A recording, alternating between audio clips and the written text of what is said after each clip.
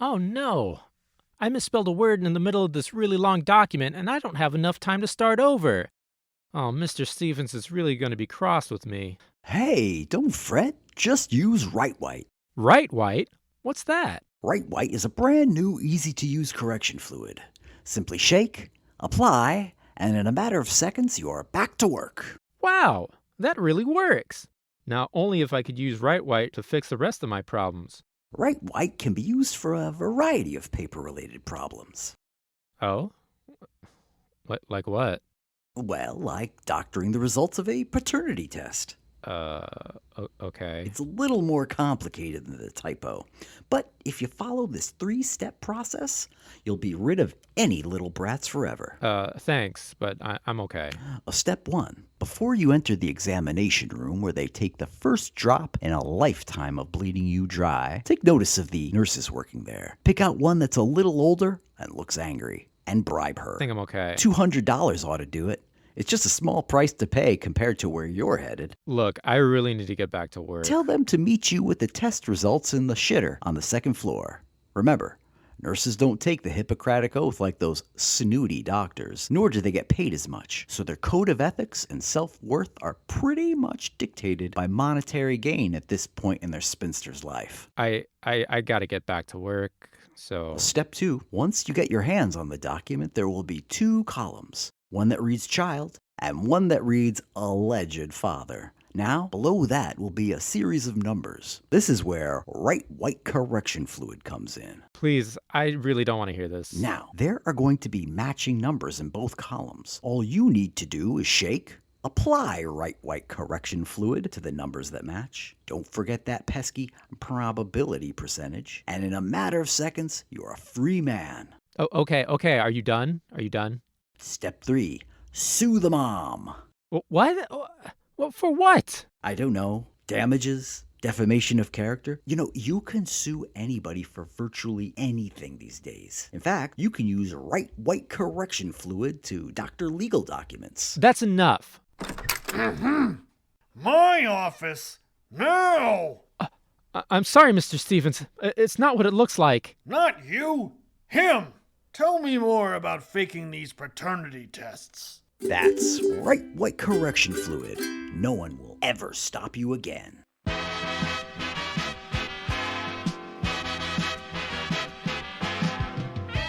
It's the best of Time Mule.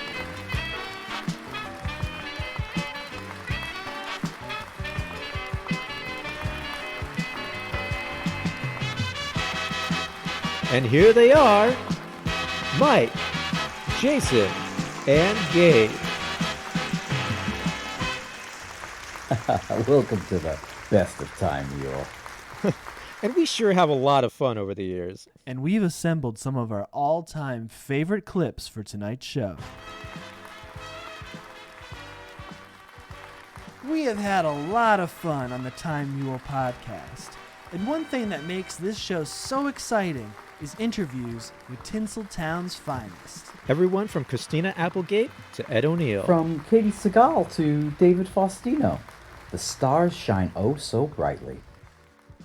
Some movie I'm really proud of. Yeah. Was Suicide Kings. Right. Not a lot of people saw it. Yeah. But I had a great time working on it. Okay. And I think people should just give it a chance, you know? Yeah, that's great. Hey, did you kill Natalie Wood? Jimmy, we'd love to hear about your new film, The Shootist. Yeah. What was it like getting together with Hondo again? Aw, same as always with the old doke. But say, I wrote something the other day that I'd like to read to your audience. I always love when you bring poems to the show. Last time he was here, he did a delightful poem about a rainbow after a rain shower. Oh, well, this is a little bit of a new direction.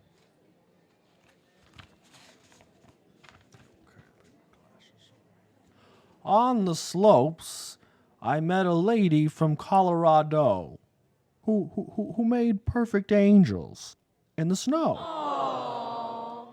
With lips warm and moist, my South Pole she would hoist.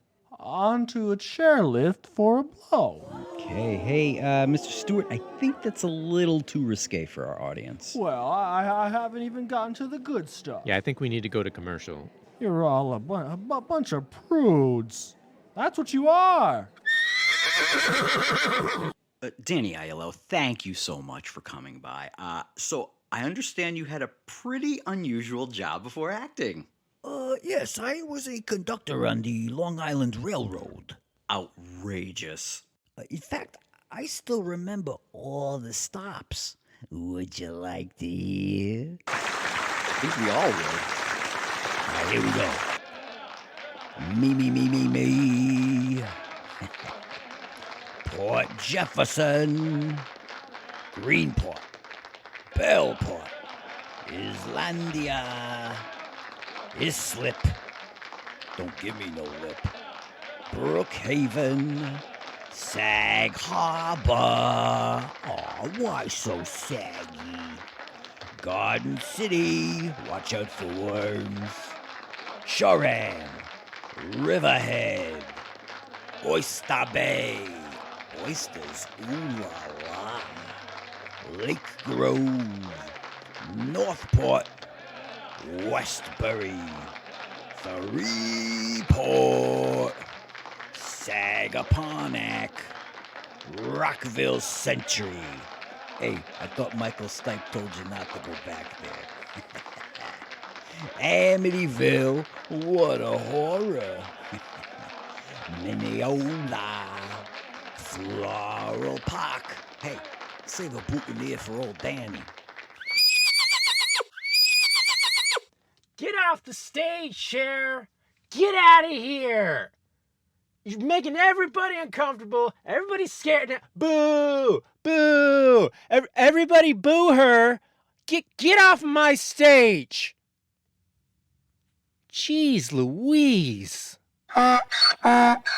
There is a lingering grasp that is holding on tightly to an ideal that was once coveted but never realized in practice. Right. Only in myth. Okay. We are domesticated nomads in search for a reality that only exists in fantasy. Okay. Hold on a second.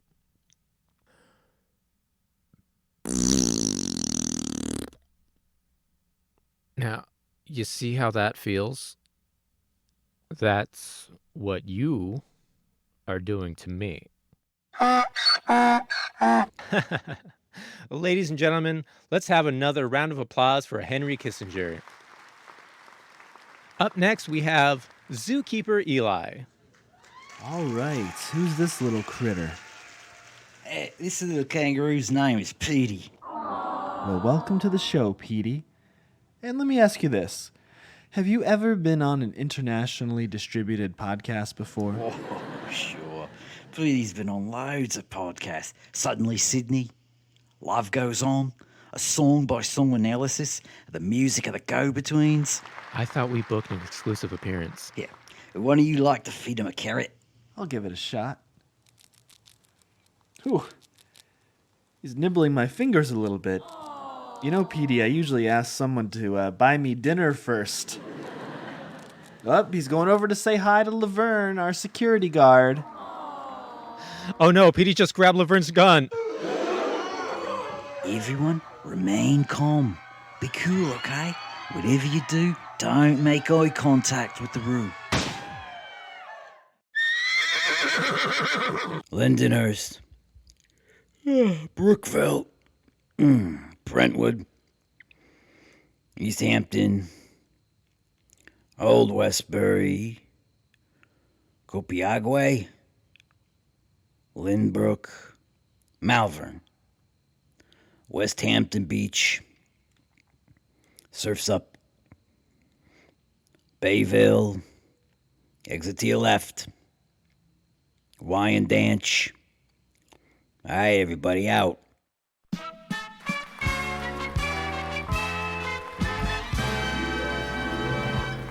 Someone watching this program is going to be burgled tonight. Who? Where? When? There's no way of knowing until it happens. But when it does, you could be the first to know. Remember, if it opens, lock it. Lock it. Lock it. Time Mule. Probably one of the most famous things, for the viewer, are monologues. We've been doing these for years. Fans come up to me all the time and quote something. Honestly, I don't really know what they're saying. We write these the day of the recording. The band plays, we go out, we say the monologue, and, we promptly forget them because, we have one to write the next day. But, it's you. You, the viewer, the listener, who's kept these alive. It's crazy. We've seen them all over the place. They come up on coffee mugs, T-shirts, baby doll T-shirts, tank tops, Henleys, Raglans, keychains, lucite keychains, and this is great, bumper stickers. I was in fact driving over here on the 4963, and I saw one on a bumper sticker of I think it was a Nissan Sentra. And since we're looking back at the history of the show, the great moments, the serious moments where we helped you as a nation heal, let's look at some of the funny moments. Just let it out. Let's look at some of our monologues. On a more serious note, before we go into it, you may hear us say something to our band leader, Skaggs Cornwall. What can I say? What a man. What a father. Not to me. But I should say, if you have any information, any at all, on the whereabouts of old Skaggsy, and, to be fair, probably at this point, remains of Skaggsy, please contact us at timemule@gmail.com.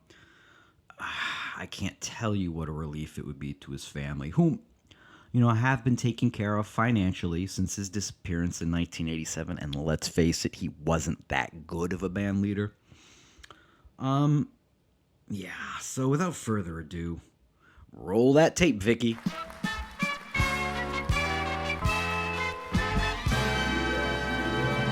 So did you hear this? This week, they announced plans to make a Crocodile Dundee 3. Yeah. How about Didgeridoo? Oh, God, why is my mouth bleeding? Oh, no, this isn't a bit. Everybody stop laughing. This isn't a bit. Oh, God, why are you applauding? So did you see this in the news? President JFK got shot in the head. I guess he's former president now. Yeah, formerly alive, too. Sitting in the back of convertible. I wonder how that happened. Adoy. What? Really? What, are we too politically correct now? Oh, so sensitive. I'm a comedian. I can say this kind of stuff, okay? Get over it. So did you see this in the news this week? Figure skater Nancy Kerrigan was attacked by a baton on her lower right leg. Yeah. Why are you laughing? It's horrible. No, it's terrible. No, she had to withdraw from several competitions. Why are you laughing? Stop laughing. It was an attack. It was horrible. Did you see the footage? It's terrible. Stop laughing. This is awful. Stop laughing.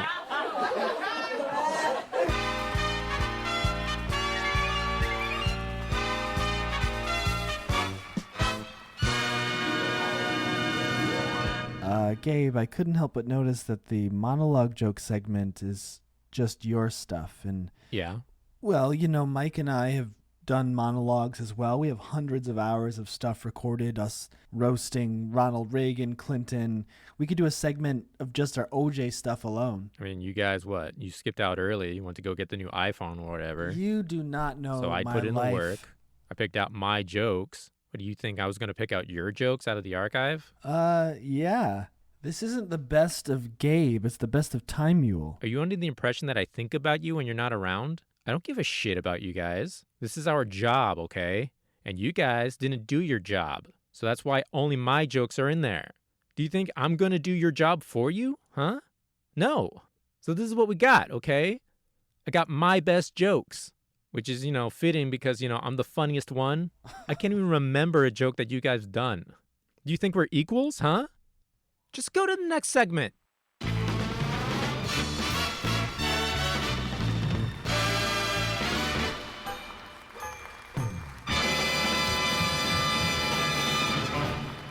Ah, 1979. I remember it well. I got drunk at 3 airports with Kareem Abdul-Jabbar just by accident. But now we're going to play back one of our most talked about segments from 1979.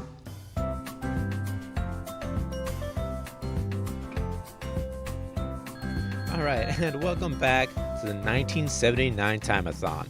If you're just joining us, we have raised an astounding $232.63 in just 3 short days for an amazing undisclosed cause that definitely isn't for Jason's cosmetic surgery. I know we have talked a lot about it in the past and even said that we might end up doing a telethon to raise the money to get Jason's cosmetic surgery. And, well, we are well aware that the money we are currently raising isn't convincing most of you that this isn't going towards Jason's cosmetic surgery. But we assure you, it's not for Jason's cosmetic surgery. Okay, now that that's out of the way, we got a real treat for you right now. World-famous stuntman Wicked Wolodarski is going to jump his equally famous Wicked Wheeler motorcycle over 27 normal-sized school buses that are sitting at the bottom of the Palo Duro Canyon, all while legendary American sniper Carlos Hathcock will be trying to shoot out Wolodarski's tires as soon as he leaves the ramp. Okay, we are now being told that Wicked Wolodarski is in position and would like to say a few words before attempting this death-defying stunt. We go to him now live via satellite. Ladies and gentlemen, I stand here before you a humble man.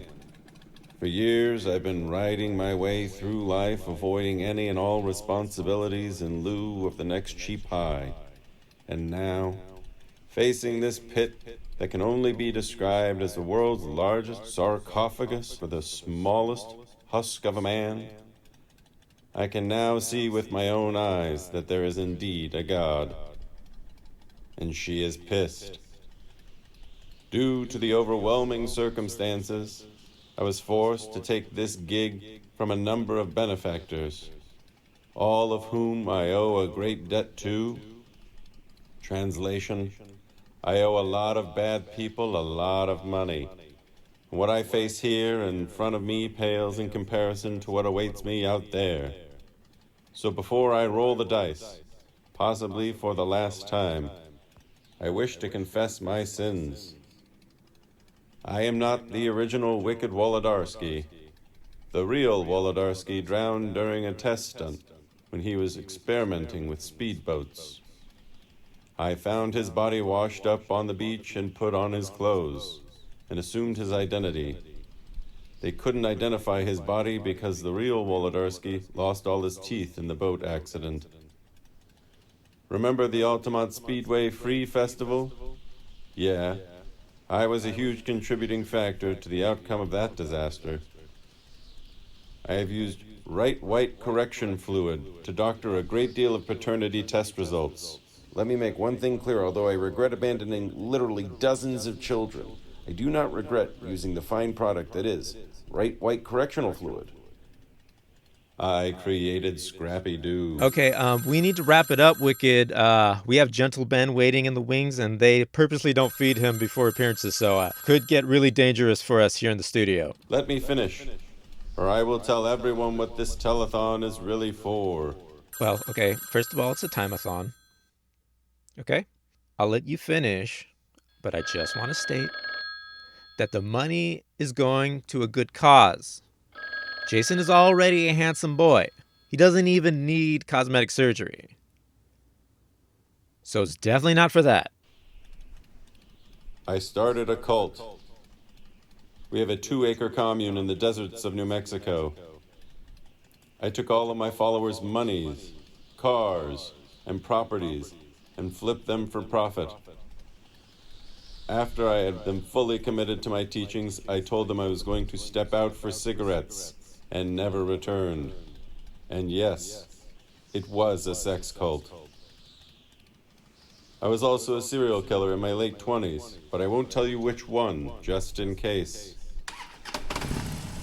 Okay, I'm ready to do this.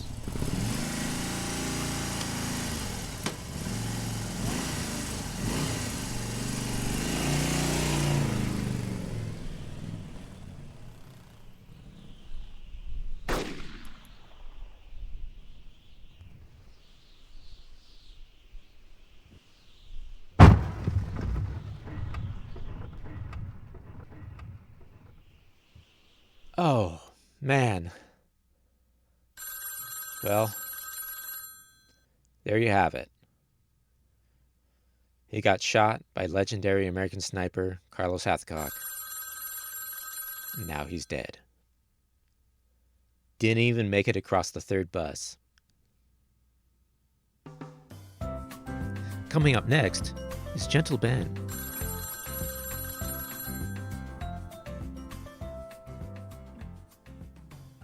If there's one thing you can say about the Time Mule Podcast, is that we like to have a lot of fun. And something that we've been having a lot of fun with since the summer of '68 is a segment we like to call Now Showing. And here's us talking about the 1977 Japanese horror fantasy film, House. Hey, roll that clip, Butch.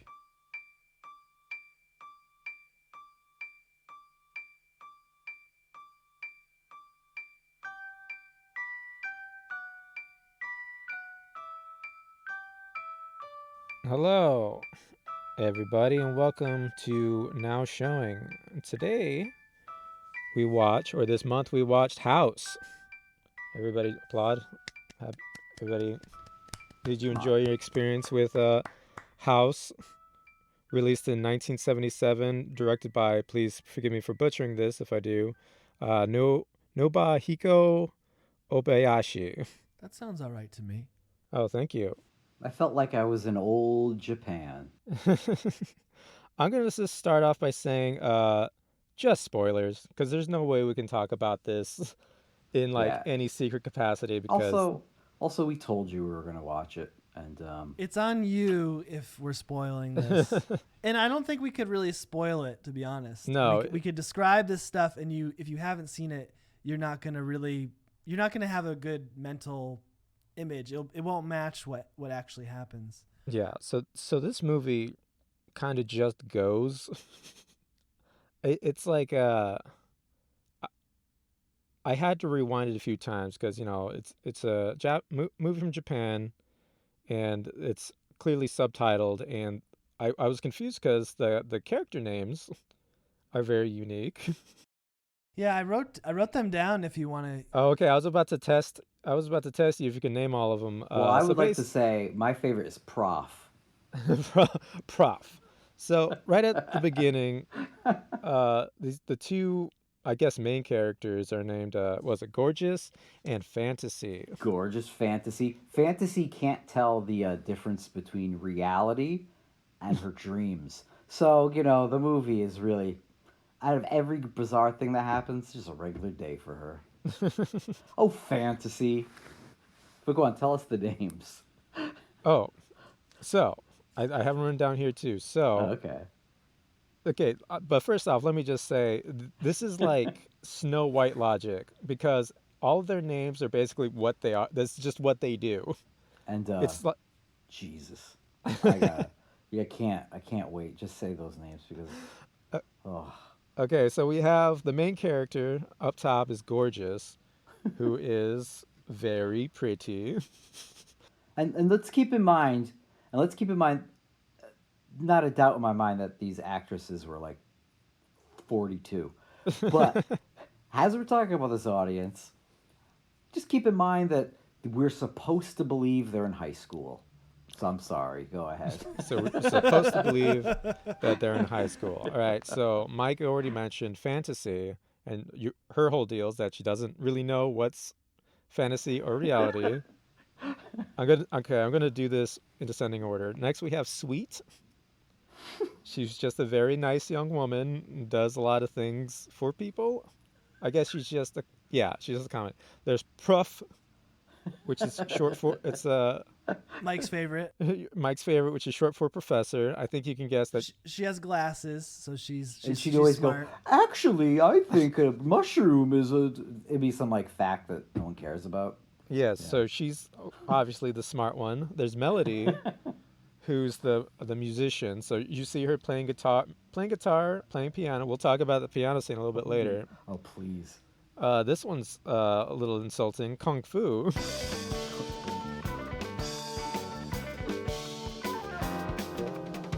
Oh man, I got a thing I gotta clear up with Kung Fu too. Yeah, she's the scrappy one. She's a fighter. I think we should just say right off the bat that Kung Fu is not the right martial art for Japan. Nope. And here's the sign of the times, and why this, I guess this character hasn't really aged well, is Mac. Oh God. And now Mac. Poor Mac. Mac just loves to eat. Yeah, and she's like, I'm a pig. And then all the girls go, like, you are something else. She's like, yep, I'm something else. It's a weird dynamic, and it's really mean.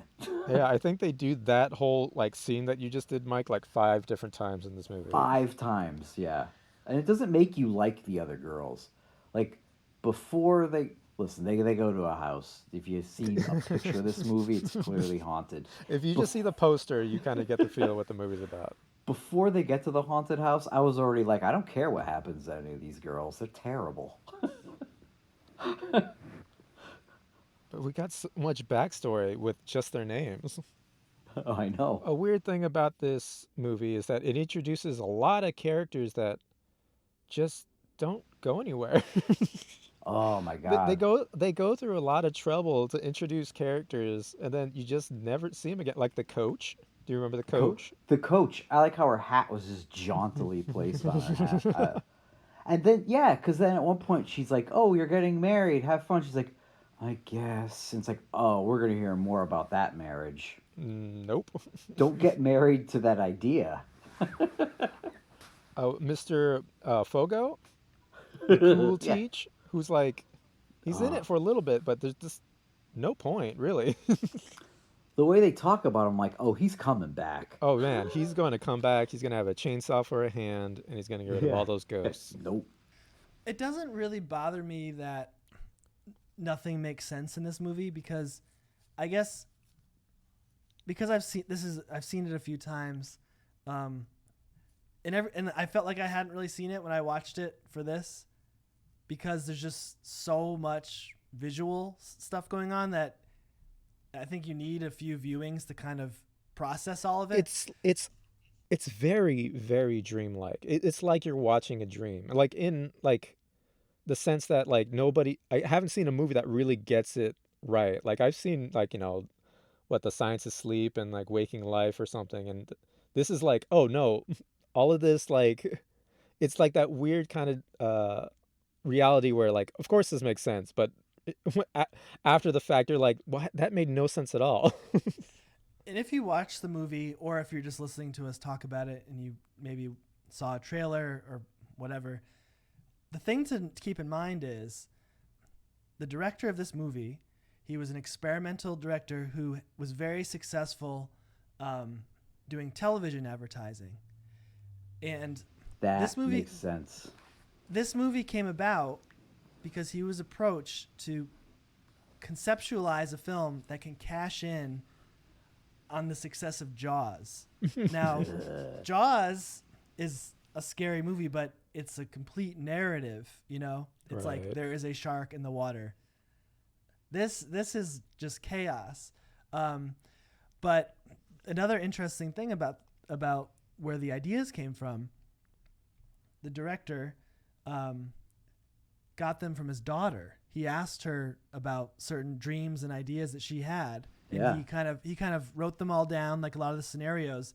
And then Obayashi took those ideas, gave them to a screenwriter, and said, like, this is the movie, can you turn it into something? And so the script is totally based on, I don't know how old his daughter was, but I imagine probably she was close to the age of what the main characters are supposed to be. That makes so much sense. I think his daughter could have had a better imagination. His daughter's, for me, his daughter's dreams were not that good. I mean, say what you want about like the storytelling methods, or, you know, as you guys pointed out, like kind of empty character development. I think the one thing that's fantastic about this is the way it's sort of edited together, like the in-camera effects in this. Oh yeah. Like I've never seen that many, like just a collection of that many different kinds of effects. Like you can tell there's parts where they're coloring the film, or they're doing crazy jump cuts on things to make something appear a certain way. And I guess, again, the director, he also edited the films himself, and he wanted all of the effects to look like they were made by children. So he wanted them to be all very crude. Is that why? Mike is just like, no, that looked that pretty. Why? That's kind of high budget to me. Yeah, it sounds, apologizing for the budget. Well, I wanted them to look like they were shot on video. The best thing, like some of the best special effects, because they use, it probably was green screen, but maybe not even green screen. But they would like have clearly the actors in a studio, and then behind them they'd be looking at a window, and it would be like green screen. But it was absolutely, no, not even out a window. They'd be outside. In the distance, there'd be like a cottage. Something you just could have done for a nickel with just a camera. It's like they went through more trouble to get a pretty boring scene on green screen. You know what? All joking aside, I actually really did like the look of it. It was just, like I said, dreamlike. And now that Jason gave me that little tidbit just now, like, it makes so much more sense to me, the way this was actually shot. I wanted to just set this up for Mike. So Mike, talk to me a little bit about the dad character. Oh, the dad character? That guy's fantastic. First of all, he's like this. Like imagine like your non-communicative uncle, and if you don't have one of those in your family, it's either you or it's your dad. And he first of all, he's like that, and the guy seems like he's like tanked anyway. The actor, nothing great to look at, which is odd because he comes home from his business trip. They set this backstory for no reason. Apparently, he was over in Italy scoring a movie, right? A movie that was, Leone said that he was better than Morricone. Yeah. So this guy's over in Cinecittà. Yeah, I'm sure he was great. Fine. Which is fine, but he's like, I don't care. Yeah, I was doing better than Morricone. And then he goes, hey, I got a new mom for you. And the woman's supposed to be beautiful. Like they want the viewer to go, whoa, not my type. But you know something's up with her. As soon as she came on screen, she looked like so ethereal and like, yeah. I was like, that's the ghost. Like, we're done here. We can shut it off. That's why this house is haunted. And it's another one of those things where they introduce the character. Like, she just like shows back up at the end. By the way, this character always has wind blowing in her face all the time. And to do that, they use a very crude effect where she's sitting across from somebody else. So clear that other actor was just like punched in. It was like some crude video effect. so they could have the fan in front of her. But they bring her. Basically, she's in the beginning, and then at the end, she dies. Again, spoilers. You should already know this, but like that was her whole arc, and the fact that she's just like wind constantly blowing on her. When she's first introduced, maybe I'm misremembering this, but did they do a thing where she was walking across this sort of patio type thing, and there was panels of glass, but it was when you first see her, it's Gorgeous's mother, and then when they turn, it's the new mom. Is that right? Yeah, but the thing about this new mom is something's obviously up, because this guy, he's got to know he's swinging above his weight with that. Like, oh, this woman loves me. It's like, there's clearly something up. I mean, if you lived your life as that guy, nothing wrong with it. You just know she's out of your league. Nothing wrong with her. And she wants to be that girl's mom so bad. I just want to be a good new mother to her. And what was her name? Sensual? Oh, what, the new mom's name? Oh, no, the girl's name. Gorgeous. Gorgeous. Gorgeous. So, Gorgeous is kind of like, what's going on? Why does this lady want to be my mom? Rightfully so. We also should talk about the aunt, too, because the aunt is sort of the reason why all this stuff happens, I believe, right? Yeah, that's okay. Let's get a little more into the plot. So basically, Gorgeous's dad comes back into town. Which, by the way, I don't know who takes care of Gorgeous when Dad's out of town. Is she just by herself all the time? Oh, because she has to do everything. Oh, there's also a cutaway where she's going, now you won't have to do my mending. And it's like, if you're this big, and then it's like, the flashback is her doing. She'd do a very good job. Also, this guy, he's some big shot in the movies. Just hire someone to do your mending. All this bragging, and then like, I make my daughter mend my clothes. So they're supposed to go on a trip, but Gorgeous gets upset that this new woman is like about to take over her mom's life. So she decides to go over to her aunt's house that she hadn't seen since she was a little kid, and she decides to bring her friends. Long story short, she brings her friends, and they go to this house where they hang out with her aunt, who turns out to be like dead from like maybe either 10 years ago or 500 years ago. They don't really they make the flashback seem like it happened like a long time ago, but the crux of it is that she never married, right? And then I believe so. It lost me at some point. and then she died, and now she basically eats unwed young women. And gets her youth back. Gets her youth back, yes. He's like is that a succubus? I think succubus just prey on sleeping men. Okay. See, I knew you'd have an answer.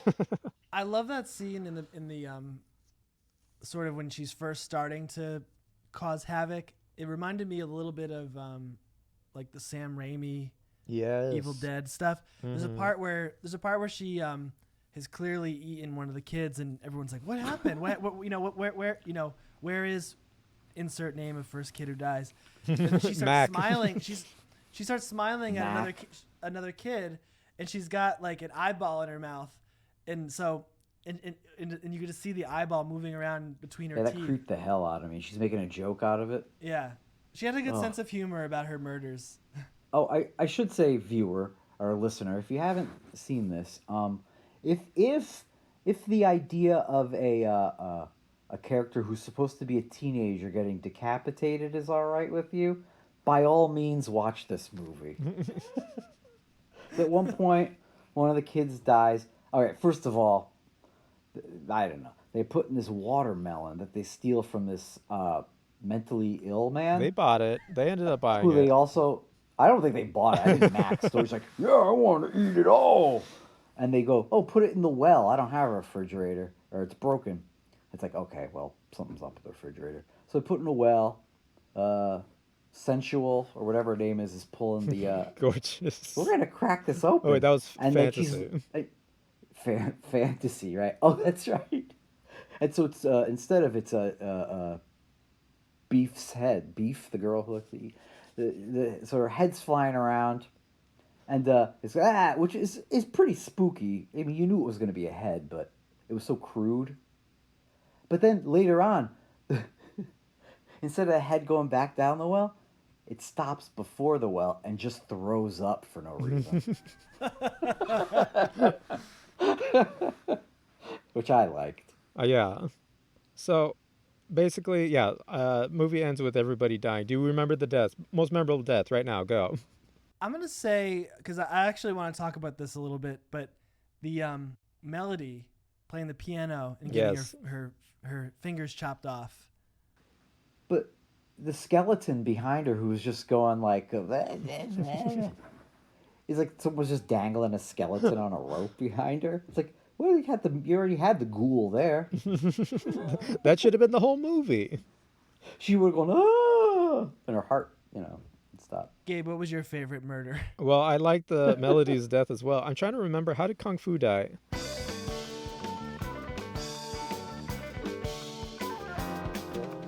Kung Fu. I don't know.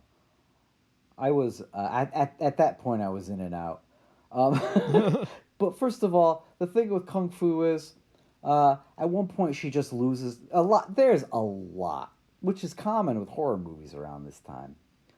A lot of just cheap nudity, but they're supposed to be teenage girls. Also, it's kind of... So at one point, Kung Fu is doing her Kung Fu, and she loses her pants. So for the rest of the movie, she's running around with no pants on. She's in her underwear. Let's just make that clear. But it was like, okay, yeah, she's but just there's no reason gonna have for her no to be in pants her now. underwear. Yeah, there was no reason at all. They kind of just fall off. And let me take a bath. I'm like, no.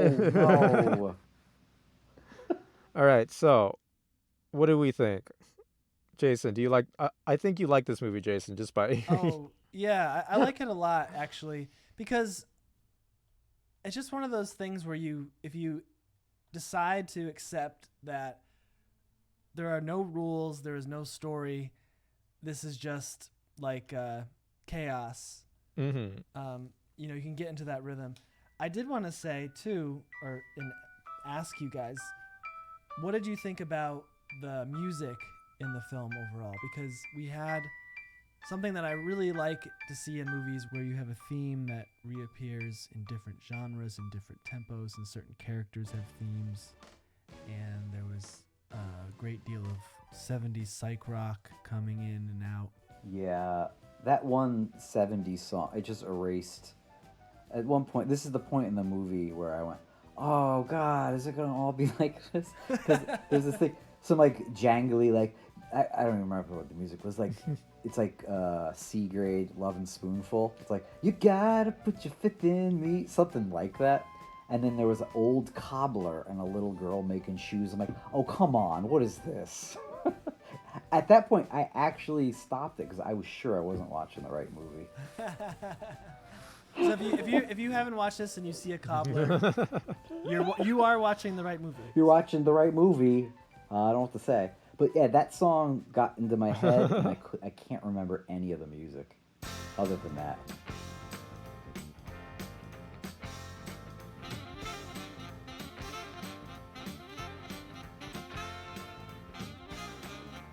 I think the thing I remember about the music is that they kind of just picked weird moments to just press play, and then just the whole song would just play out over even dialogue and stuff. It was kind of, I mean, it was fine. I liked it.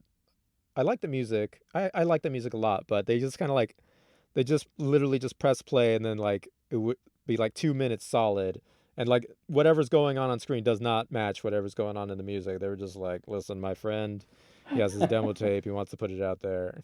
I put it in my movie. Well, Gabe, what are your final thoughts on this? Listen, I like this movie. How could I not like this movie? It's somebody had a vision, somebody had a dream. They did it. They put it up there on the screen, and there's nothing offensive. I mean, I'm sure there's offensive things about it, but there's nothing that really offends me. I think it's a good time. I think it's just a really weird, whimsical horror movie, which is two genres that you never see together. Anyone see Suspiria? Yeah, I have. And again, not into it. I have not. I feel like these movies are related because they blend the very stylized look with the gore. I need to check that out. When did this premiere? When did this movie premiere? July 30th, 1977. Okay, well that was a Saturday. Saturday. How'd you do that? Oh, well, I have total recall. It's called hyperthymesia, the same disease Mary Lou Henner suffers from. Oh, like photographic memory, huh? You know, I've seen Taxi's Ms. Elaine Nardo perform this parlor trick before. What day of the week was I born? Let's see. Birthday, August 6th, 19... Wednesday, yes, absolutely. You were born on a Wednesday. Whoa, I am not going to check that right now, but wow. All right. Okay. Try this one. How many fingers am I holding up behind my back? That's not how this works. See, Mike, I told you he's full of it. Fine. 3? Oh. You're a witch. I got one. February 19th, 1996. What did you do that day? Let me scan through my pristine personal archive. And got it. I would have gone to school. Definitely. That sounds really correct. Mainly because you come across very confident and answer right away. Okay. Oh, no. I'm putting these down as lucky guesses. All right, try this hot shot. What's my social security number? It doesn't work like that. Mike, we're in the company of a snake oil salesman. All right. I'll throw some numbers out there. 073 926. Enough. What are you trying to do? Are you trying to get my identity stolen? What did you have for breakfast last Monday? No. 2 Mondays ago. Cereal. Oh, I got goosebumps. There's got to be some trick he's playing on us. Do you do stuff with, like, mirrors? What? I'm watching you very closely, and I will expose you for what you truly are. I don't know what I did wrong here. All right, tell me this, Mr. Memory Man.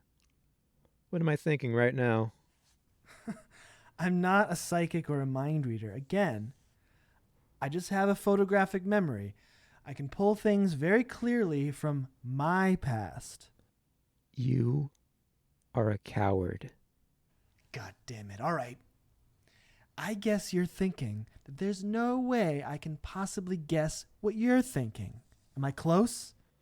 How the fuck did you do that? Get out of my head, and you stay away from me. You stay away from my family. Understood, freak? Okay, come on, Gabe. I think you should lie down. I am sorry, Jason.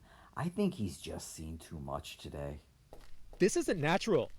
Not of this world. He's an evil soothsayer, I tell you.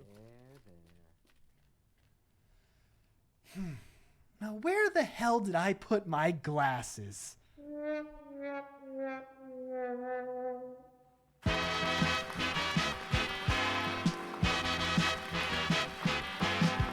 You've been listening to the best of Time Mule. Sponsored in part by Right White Correction Fluid. Hotel accommodations by the Regal Palm Inn. Microphones by Zerv. Well, boys, here we are again. The end of an episode. We've been here and answered this question many times, but what did we learn today? Well, I learned that our writers have signed terrible contracts because we didn't have to pay them shit for this best of episode. Yeah, it's great. I love that. I think I learned that next time I hire people for a telethon, I should really look at the price tag and wonder why it's so low. Yeah, and I was looking back at some of that old footage, and I, for one, am glad that I got that eye work done. Yeah. It was worth it. You look terrible before. You look great now. You're an old hag. You're constantly winking at me, but I know there's good reason. That's a side effect. I had some nerve damage. Oh, that's a side effect? I thought you just liked me. I do, but I did go to kind of like one of those doctors sovereign citizens go to. Not really a doctor, but Price was right. Price was right is a good ending. All right. All right, everybody. Till the next time. All right, let's get the fuck out of here because I got to do some cocaine with some celebrities.